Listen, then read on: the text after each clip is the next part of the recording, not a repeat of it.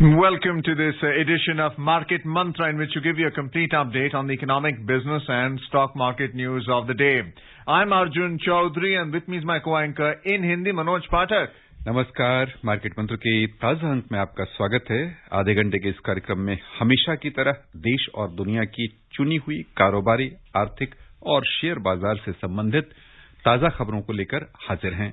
हमारे साथ खबरों पर चर्चा के लिए ऑनलाइन आमंत्रित हैं वरिष्ठ आर्थिक पत्रकार पुनीत जैन। पुनीत जी नमस्कार, कार्यक्रम में आपका स्वागत है। धन्यवाद मनोज जी। आइए आरंभ करते हैं अंग्रेजी में हेडलाइन से, जिसे लेकर मौजूद हैं Arjun Chaudhary. Domestic stocks log modest gains amid mixed global cues. The Sensex closes near the 53,000 mark. Nifty settles above 15,850 and rupee appreciates by 6 paise against the US dollar.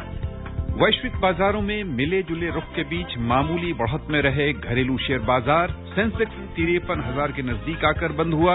Nifty 15,850 के स्तर को पार कर गया और अंतर बैंकिंग विदेशी मुद्रा बाजार में $1 की तुलना में रुपया 6 पैसे मजबूत हुआ।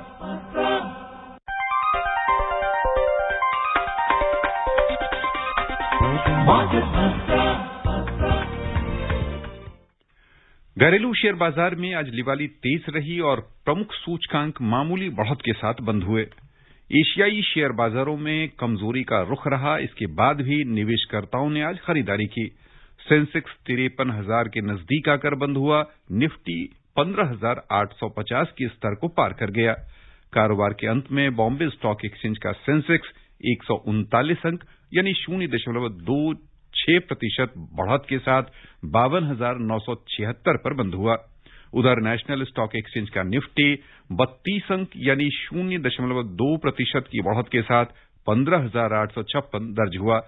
छोटी और मझोली कंपनियों के शेयरों में आज अलग अलग रुख दिखा। एक और बिकवाली के दबाव में बीएसई मिड कैप इंडेक्स 0.7% घाटे में रहा।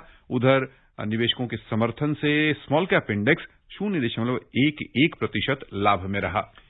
Sensex and Nifty today logged modest gains. Both stock indices climbed even as a majority of the Asian indices were down.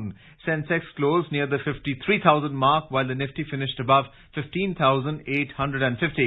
The BSE Sensex jumped 139 points, 0.26%, to trade at 52,976. The NSE Nifty also surged 32 points, 0.2%, to trade at 15,856. In the broader market at the BSE, the mid-cap index fell 0.07% and the small-cap index ended 0.11% up. In the Sensex pack, shares of 17 companies gained while 13 slipped.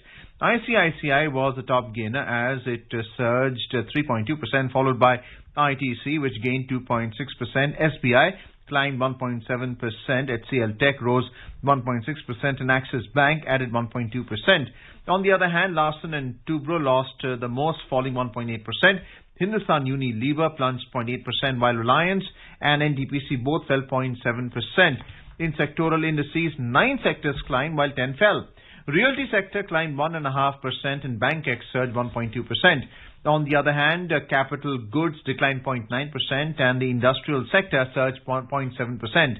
The overall breadth of the BSE trade was negative as shares of 1,579 companies gained while 1,667 fell. Shares of 123 companies remained unchanged. नजर डालें रुपए की स्थिति पर। अंतर banking विदेशी मुद्रा बाजार में $1 की तुलना में रुपया 6 पैसे मजबूत हुआ। 74 रुपए 41 पैसे के स्तर पर पहुंच गया। उधर दुनिया की 6 प्रमुख मुद्राओं की तुलना में डॉलर की स्थिति दर्शाने वाला सूचकांक अंतर्देशीय कारोबार में 0.14% बढ़कर 92.95 पर पहुंच गया। Puneet, once again a warm welcome to you on Market Mantra. Thank you, Arjun. So, Puneet, on money matters, we had discussed about the way the prices are moving and how the FPIs and FIIs are behaving ahead of the expiry of the futures and options contract next Thursday. So the question is that how did you see the market performance today? When we spoke to you, the market was fairly up, and then the market fell a little bit before the Sensex finished the day up by 139 points. Do tell us something about the Zomato IPO, where Stag investors made a a profit booking of 66% on their investment in the secondary market. What is this telling you about the stock market in general, and is it likely to go up even further next week? So, Arjun, this week really took off to a very rocky start because we saw the indices fell very sharply because in the previous weekend, the U.S. markets had fallen very sharply. So markets, equity markets across the world, they started the week with a lot of apprehension. And when we saw initial stages, we saw the markets fall a lot. And then gradually over the last few days, they recouped the losses. And actually the markets closed with marginal gains, particularly in India. While many Asian markets, smaller economies, they were not able to regain their losses. But in India, we saw the markets were able to rebound. Also in US, we have seen the markets have been able to rebound. And today, probably given the kind of futures trading which is happening there, probably they will hit new highs today. So clearly, markets still have an appetite to go up, I think. Because a lot of investors, they felt that this was time for profit booking. We have seen FIIs booking profits very heavily in this market, and larger HNIs also have been booking profits. And so everybody expected the markets to correct and they come down. Everybody was cautious, but they have surprised us on the upside. Primarily because the domestic investor sentiment in India is very strong. So we find a lot of people investing in the markets directly. They're also investing through mutual funds. So while FIIs were big sellers in the market in the past 1 month, the domestic mutual funds have been strong buyers, probably supporting this market. So clearly, I think the jury is still out on where the market will top out. But for the time being, I would say the momentum is in favor of markets going higher. Of course, if you look at issues like Zomato, which came out with an issue, stock price was about 76 offer price, and today it's listed at about 130, 135, almost 60-70% higher. It was a fairly large issue, and it values the company at something like 1 lakh crore now. And Zomato, people have been again apprehensive because Zomato is still to make profits. They're still making large losses. So it shows that people still have very high risk appetite. They can go and invest in a concept company like Zomato, which is making losses, and make profits out of it. So clearly, I think the risk appetite of investors is still very high in India, and we're seeing the rip-off, the spill off rather into the market. I think what has happened to Zomato will clear the way for many more IPOs in the market, particularly from startups, companies like Paytm, companies like many other IT tech-enabled companies. And I think we should prepare ourselves for mega IPOs in the current year. Puneet जी, आपने दो बातें जो हम समझ पा रहे हैं, एक आशंकाओं की बात की है कि वैश्विक बाजारों में इस पूरे सप्ताह आशंकाएं दिखी हैं। हम समझना चाहेंगे कि ये आशंकाएं वास्तविक रूप में कितनी बड़ी दिख रही हैं, या कह लें कि इनका तात्कालिक प्रभाव ही बाजार में देखने को मिलेगा। और दूसरी प्रवृत्ति अपने घरेलू बाजार की मजबूती को लेकर कि हमारे यहाँ जो निवेश का एक नया चलन शुरू हुआ है खुदरा निवेशकों की ओर से, उसके अलावा जो हमारे यहाँ की देशी संस्थागत यानी निवेशक है म्यूचुअल फंड के मार्ग से या अन्य जो कोई, वहां पर एक लगातार निवेश की प्रवृत्ति देख रही है। तो परस्पर एक और वैश्विक बाजारों में आशंका कितनी बड़ी है, और दूसरा अपने यहाँ का जो स्थिरीकरण की प्रक्रिया चल रही है बाजार की, वह कितना सुदृढ़ है। तो मनोज जी, देखिए, आशंकाएं स्टॉक मार्केट में एक तो यह है कि मार्केट काफी ऊपर आई हुई है, रिकॉर्ड हाई लेवल्स पर है, तो वैसे ही एक एप्रीहेंशन रहती है इन्वेस्टर्स को कि मार्केट्स ओवर वैल्यू हो गई है और यहाँ से उसमें गिरने की आशंका रहती है। और खासतौर से दो कारण है जब तक बाजार में आशंकाएं रहती हैं। पहली बात यह कि जो रीओपनिंग यानी इकोनॉमिक रीओपनिंग ट्रेड दुनिया में रहा है, वायरस के बढ़ते, क्योंकि यूके में भी नंबर्स बढ़कर आ रहे हैं, काफी दूसरे देशों में भी नंबर्स कोरोना वायरस के नंबर्स बढ़कर आ रहे हैं, तो ये डर है कि कहीं वो रीओपनिंग डीरेल ना हो जाए और दोबारा से लॉकडाउन का एक सिलसिला चालू ना हो जाए, तो उससे इकोनॉमिक हार्म हो सकता है, इकोनॉमिक हानि हो सकती है, उसको लेकर आशंकाएं हैं। और दूसरी आशंका जो है इन्फ्लेशन की है कि यदि इन्फ्लेशन बहुत ज्यादा बढ़ता है, क्योंकि देशों में थोड़ा थोड़ा ऊपर चल रहा है, वहां पर हमें लगता है कि फिर सेंट्रल बैंक्स को इंटरेस्ट रेट बढ़ाने पड़ सकते हैं या इकोनॉमिक एसेट प्राइस को कंट्रोल करना पड़ सकता है। तो इन्फ्लेशन और कोरोना वायरस से बढ़ने की आशंका, ये दो चिंताएं हैं स्टॉक मार्केट को लेकर। और तीसरा ये कि मार्केट बहुत ऊपर है ऑलरेडी, तो इसका एक असर मार्केट पर आ सकता है। दूसरा, आपने बात करी जो घरेलू बाजार है, वहां पर हम क्या देख रहे हैं? यहाँ पर हम देख रहे हैं कि जो रिटेल इन्वेस्टर है उसकी जो एपिटाइट है, उसका जो रिस्क टेकिंग कैपेबिलिटी है, वो काफी ज्यादा है इस वक्त। ये एक सरप्राइजिंग बात है। हमें लगता था कि पेंडेमिक के बाद शायद रिस्क एपिटाइट कम होगी इन्वेस्टर्स की, पर ऐसा नहीं हुआ। भारत में काफी बड़े पैमाने पर रिटेल इन्वेस्टर्स ने स्टॉक मार्केट में पैसा डाला। वो पैसा डायरेक्टली भी डाल रहे हैं, जैसे हमने बात करी, नए डीमैट अकाउंट्स खुले हैं, करीब 2 करोड़ अकाउंट्स खुले हैं पिछले 1-1.5 साल में, और साथ में वो पैसा म्यूचुअल फंड्स में भी डाल रहे हैं। और तो ऐसा लगता है कि भारत में एक तो कॉन्फिडेंस बहुत है रिटेल इन्वेस्टर्स के अंदर कि वो इकोनॉमिक एक्टिविटी को यहाँ पर रिवाइवल देख रहे हैं, उनको लगता है कि भारतीय अर्थव्यवस्था बेहतर प्रदर्शन करेगी। दूसरा, मुझे लगता है कि भारत में जो अभी तक पार्टिसिपेशन रही है इक्विटी मार्केट में, बहुत कम रही है। यदि हम आंकड़े देखें अमेरिका में और दूसरी बड़ी अर्थव्यवस्थाओं में, तो वहां पर 50% से ज्यादा जो रिटेल पब्लिक है या रिटेल सेवर्स है, वो स्टॉक मार्केट में निवेश करते हैं। भारत में वो आंकड़ा सिर्फ 10 या 15% है। तो अभी तक जो पार्टिसिपेशन थी रिटेल इन्वेस्टर्स की, वो कम थी। मुझे लगता है ये परसेंटेज भी बढ़ रही है और ज्यादा लोग अब स्टॉक मार्केट में पार्टिसिपेट कर रहे हैं। कुल मिलाकर इससे हमको मार्केट्स को, जब भी फॉरेन इन्वेस्टर्स सेल करते हैं तो हम देखते हैं डोमेस्टिक इन्वेस्टर्स जो है वो उतनी बाइंग करते हैं या उतनी सपोर्ट करते हैं।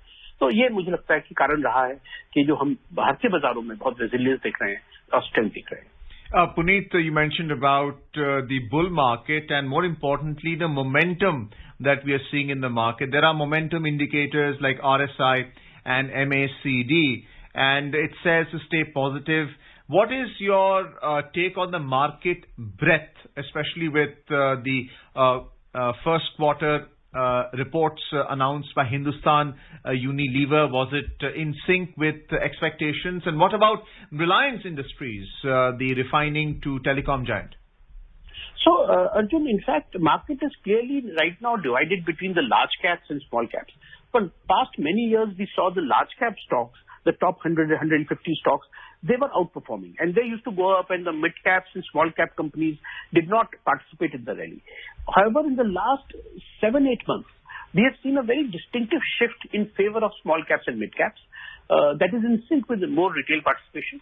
Now what we are seeing is that the large caps are not doing so well, but mid caps and small caps have really doubled or tripled in the last 1 year or so.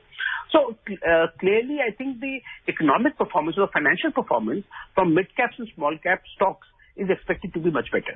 If you look at the large caps in the last week or so when results have come out, large cap companies have done okay, but the performance has been below expectations. We were expecting better numbers, except for certain sectors. IT has done very good. Some other companies have done better than expected, but largely, and cement has done better. But many companies have not done as well as they were expected. They've done well. Profits have gone up if you compare them to last year. But even then, I think market was expected to do better. So we see that large cap stocks have been consolidating. They haven't gone up, they haven't gone down. They are moving in a very narrow range. Stocks like Reliance or telecom stocks or banking stocks, they're all moving in very narrow range. And most of the action has been in the mid caps and small cap space because of better numbers and also because of higher risk appetite by retail investors. So that is the way the market is right now poised. Large caps versus mid caps, and mid caps and small caps are doing better. Puneet, यहाँ पर हम आपका ध्यान एक बार फिर से जो छोटी और मझोली कंपनियों के प्रदर्शन की ओर आप टिप्पणी कर रहे हैं, वहां थोड़ा और हम विस्तार से समझना चाहेंगे कि ऐसे कौन से सेक्टर की ये कंपनियां हैं जो जिनकी बदौलत बाजार में यह तेजी हमें देखने को मिल रही है। उसके अलावा आमतौर पर यह कहा जाता है कि जो सेंसेक्स या कह लें शेयर बाजार का जो बढ़ता हुआ आंकड़ा होता है वो वास्तविक अर्थव्यवस्था को नहीं दर्शाता, लेकिन यदि छोटी और मझोली कंपनियों में निवेश बढ़ रहा है तो वह क्या दर्शा रहा? मनोज जी, मैं इस बात को एक बारी जरूर जिक्र करना चाहूंगा कि लोग कहते हैं कि जो एक स्टॉक मार्केट है वो रियल इकोनॉमी को रिफ्लेक्ट नहीं करती। उसका कारण यह है कि एक्चुअली वो रिफ्लेक्ट करती है, लेकिन वो पहले ही उसको एक एंटिसिपेशन स्टॉक मार्केट मूव करती है। तो जब लास्ट ईयर स्टॉक मार्केट बढ़ रही थी तो लोग कहते थे कि इकोनॉमी बहुत अच्छा नहीं कर रही, तो मार्केट क्यों बढ़ रही है। लेकिन हम देखेंगे कि 6 महीने बाद वो इकोनॉमिक रिवाइवल भी आ जाता है इकोनॉमी में।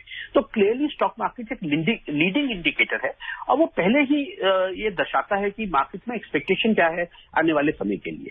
इसी प्रकार से मैं कहूंगा कि यदि हम आज जो स्मॉल एंड मीडियम कंपनीज हैं उनकी परफॉर्मेंस को देखते हैं तो हमें ऐसा लगता है कि इन्वेस्टर्स ये बता रहे हैं कि आने वाले समय में ये स्मॉल एंड मीडियम कंपनीज जो हैं ये भी अच्छा प्रदर्शन करने वाली हैं।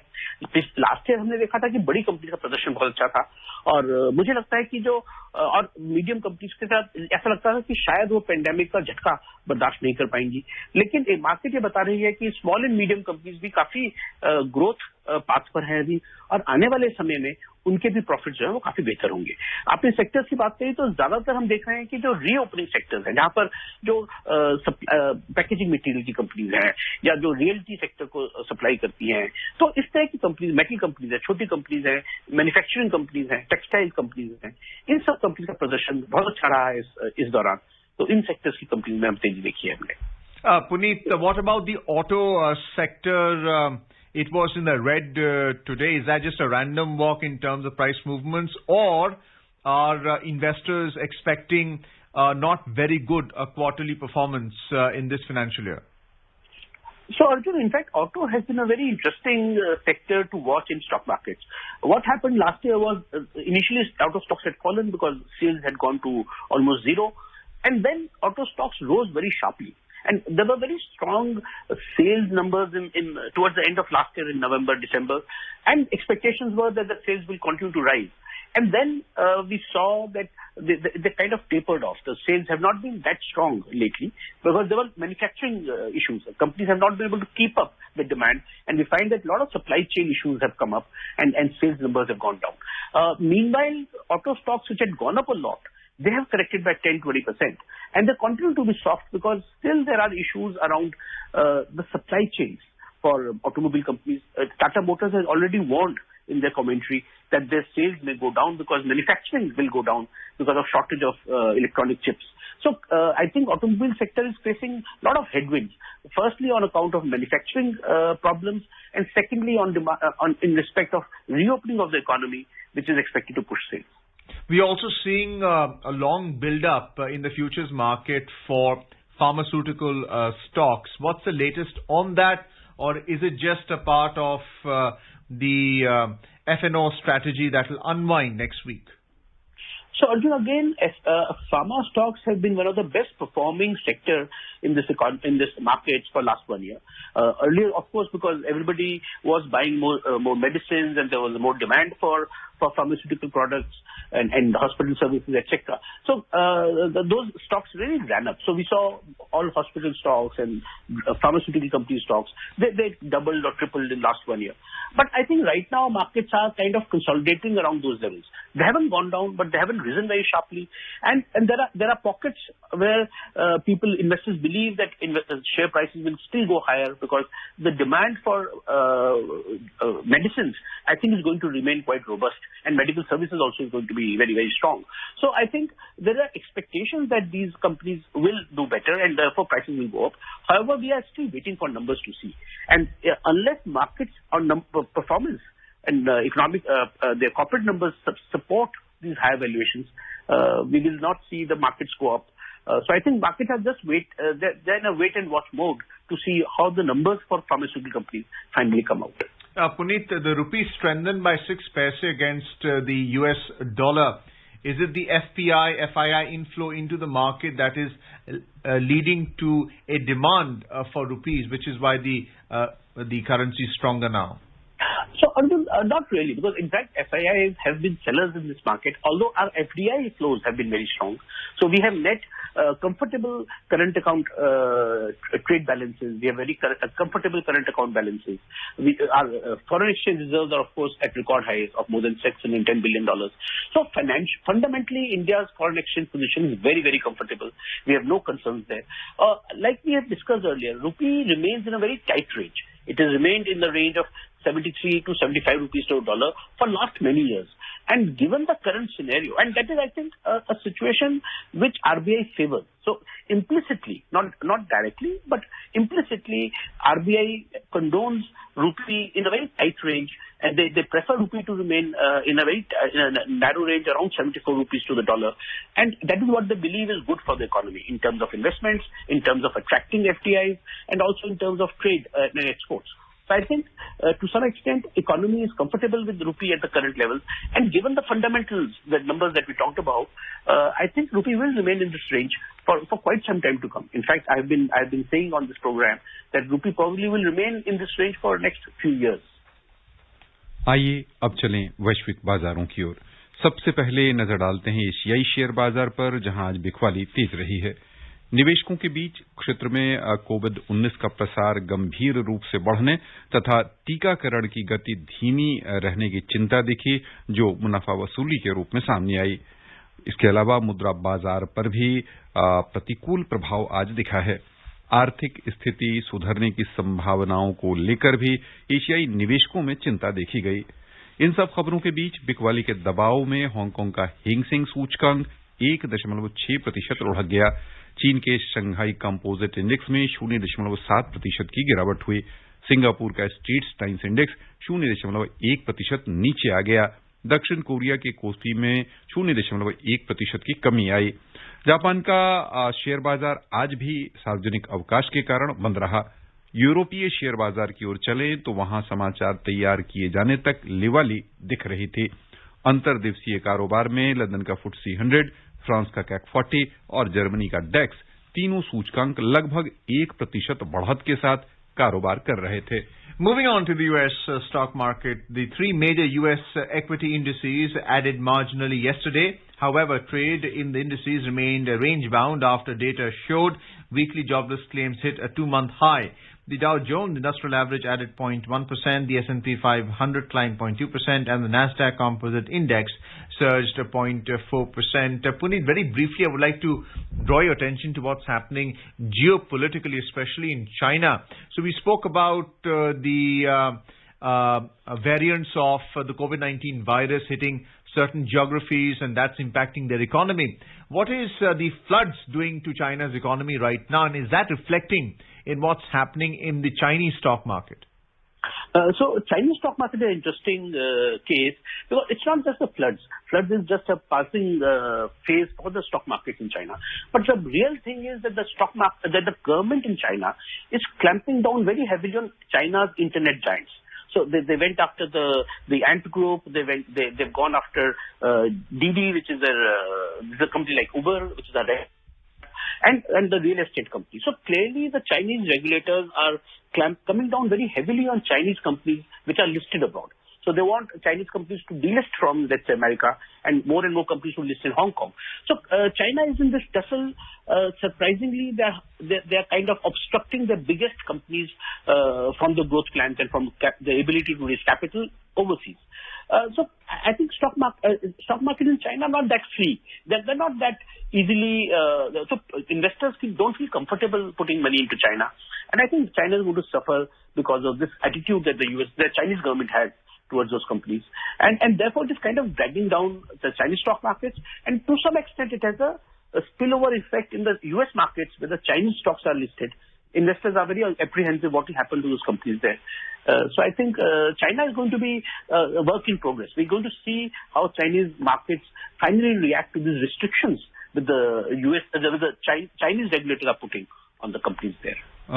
पुनीत जी, हम आपका ध्यान चीन की ओर ही आकृष्ट करना चाहेंगे और समझना चाहेंगे कि चीन में जिस तरह से पहले स्थितियां बनी थी, कोविड-19 आरंभिक काल में एक विश्व जनमत बनता दिख रहा था, जहां चीन से सप्लाई चेन बाहर ले जाने की बातें बन रही थी, जो बहुत सारी निवेशक कंपनियां अन्य देशों में अपना केंद्र बनाने की सोच रही थी।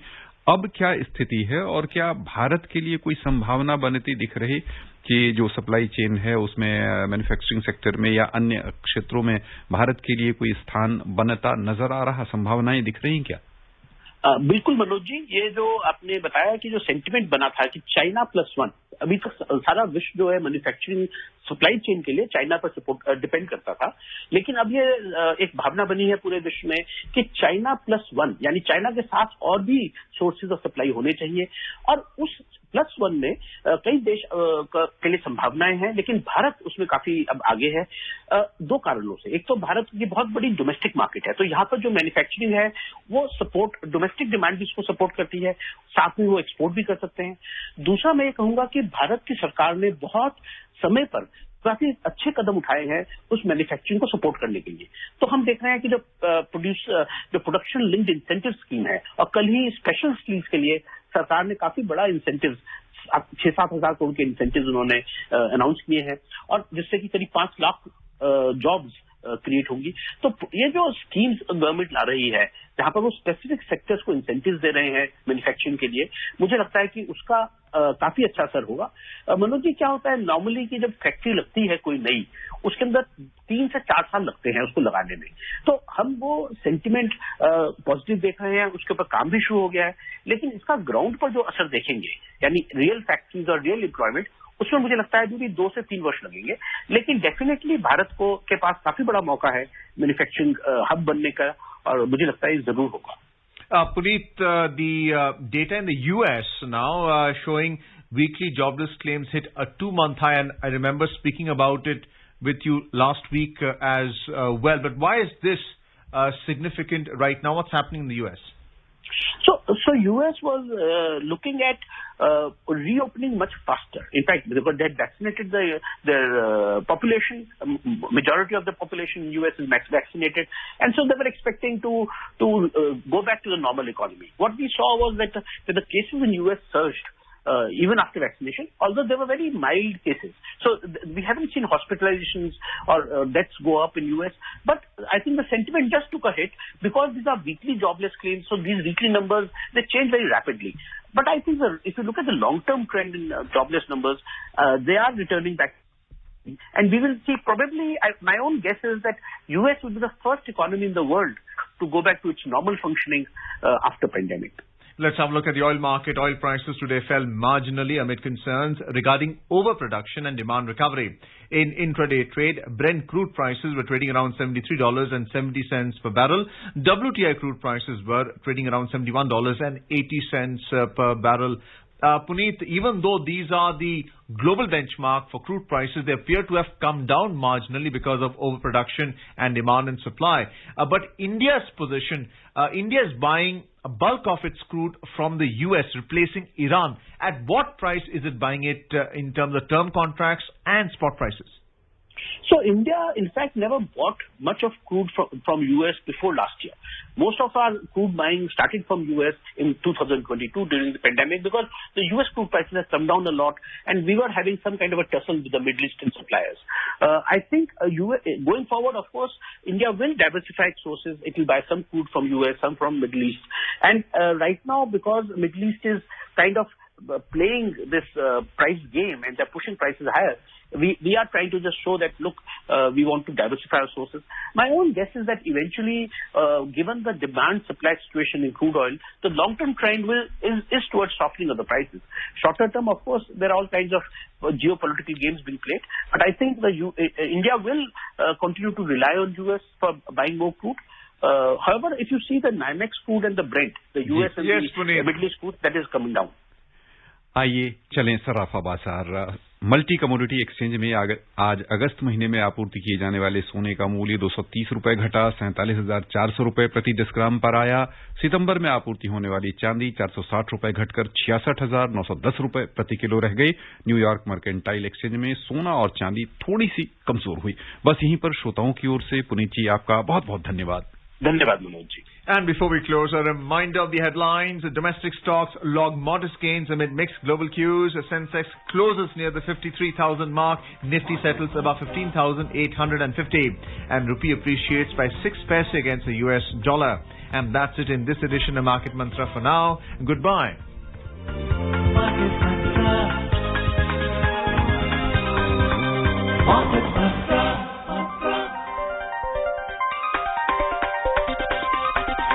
Market Mantra.